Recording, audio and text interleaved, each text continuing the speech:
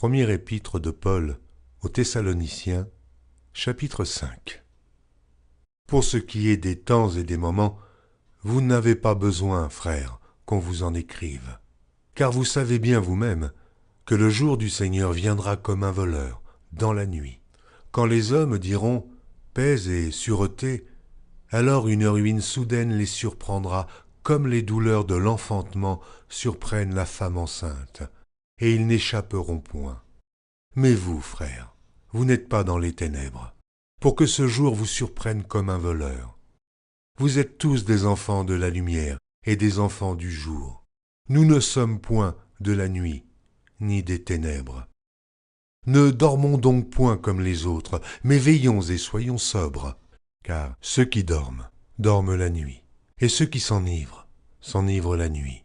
Mais nous qui sommes du jour, soyons sobres, ayant revêtu la cuirasse de la foi et de la charité, et ayant pour casque l'espérance du salut.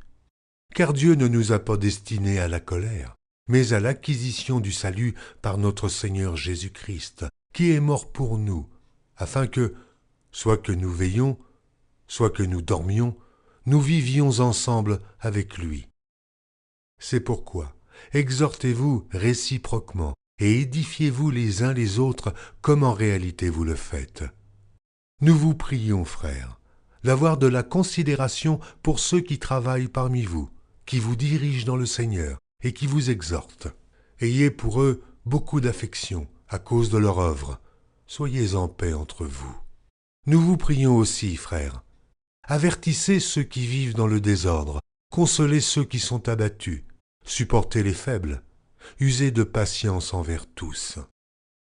Prenez garde que personne ne rende à autrui le mal pour le mal, mais poursuivez toujours le bien, soit entre vous, soit envers tous.